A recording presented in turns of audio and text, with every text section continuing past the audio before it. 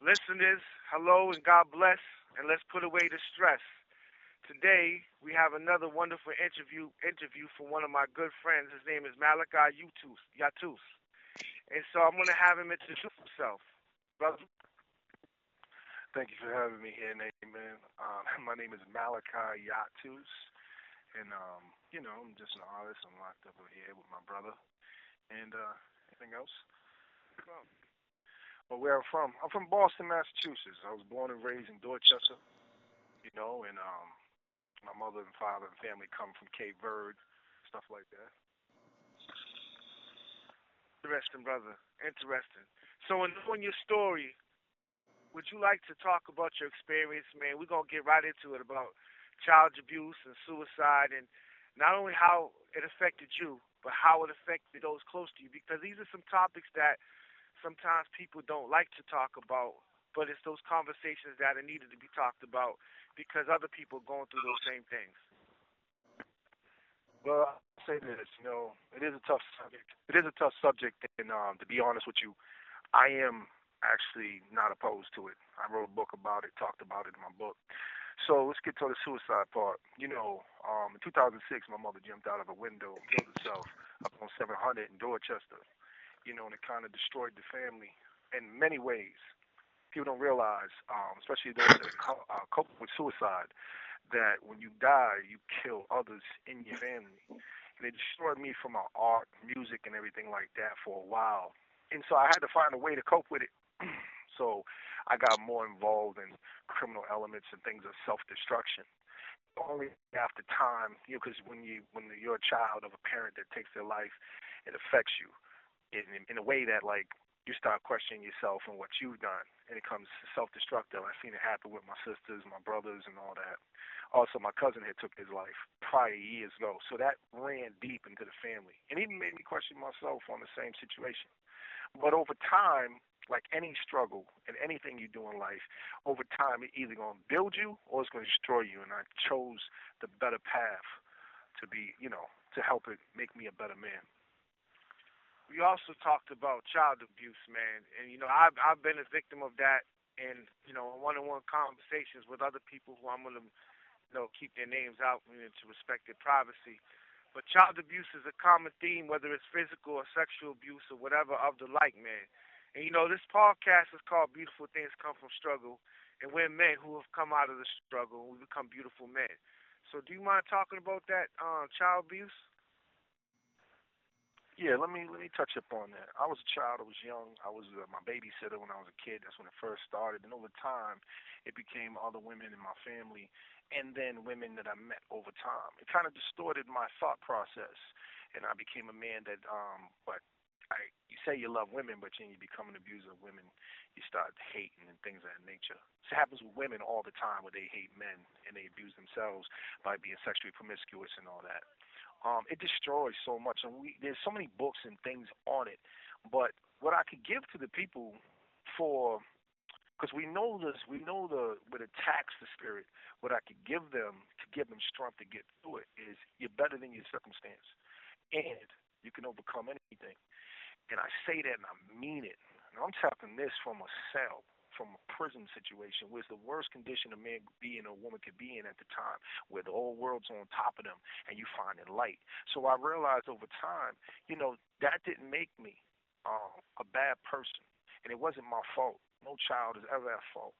But what you can do is just find some psychotherapy, get some help, some encouragement by your brothers and your sisters, and talk a little because you never know who you're saving when you speak upon that. That's right, brother. That's right, man. And I'm so proud of you for speaking up about that. But we have a redeemable, a redemptive spirit, man. Can you tell the viewers and the listeners what has encouraged you to have that redeemable spirit? Truth be told, I today or yesterday I was talking to my boy about what's the true measure of a man's value of his life.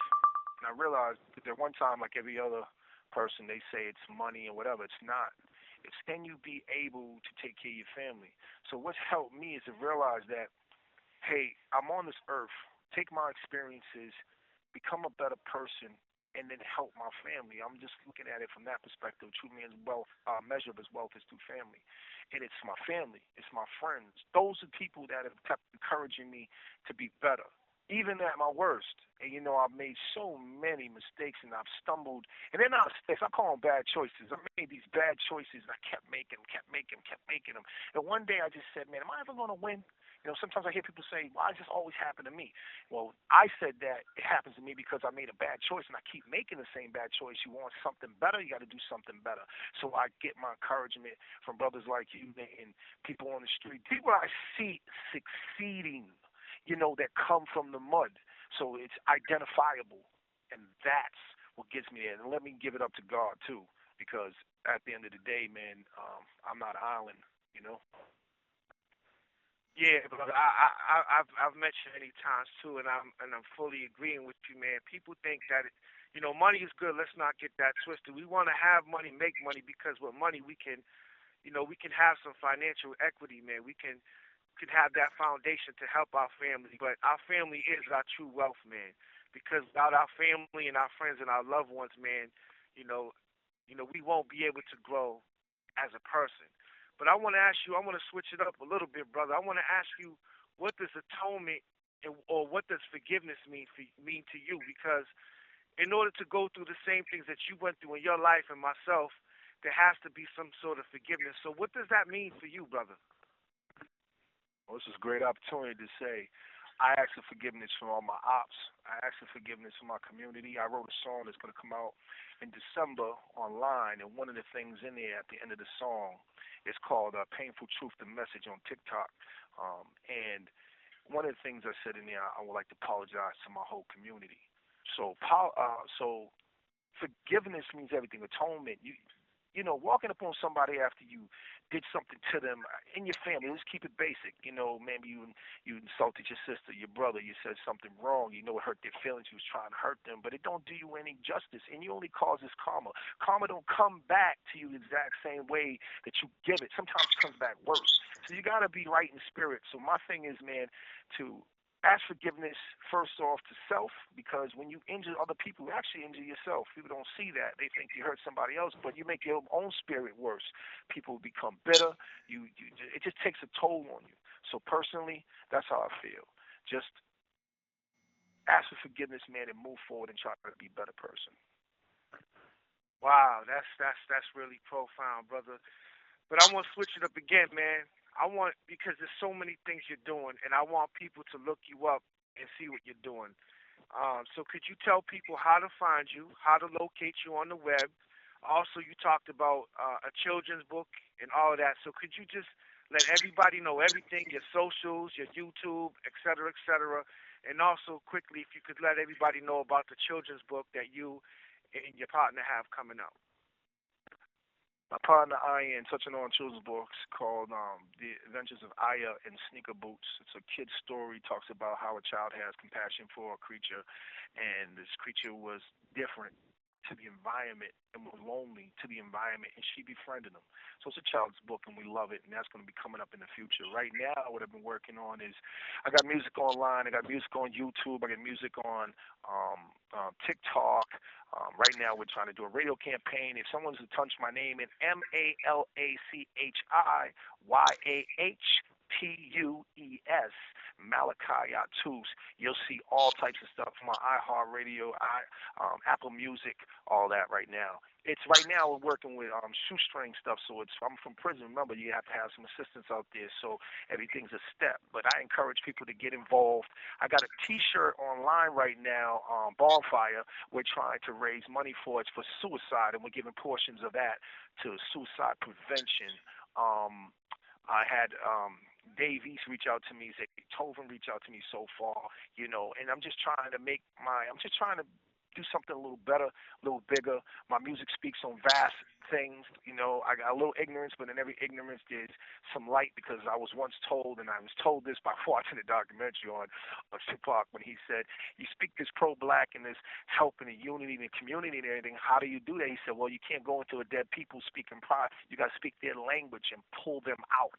So that's what I do. You can reach me online. You can also, my email is Souza Dante 814 at Gmail. Souza, Souza, Dante, Dante, 814 at Gmail.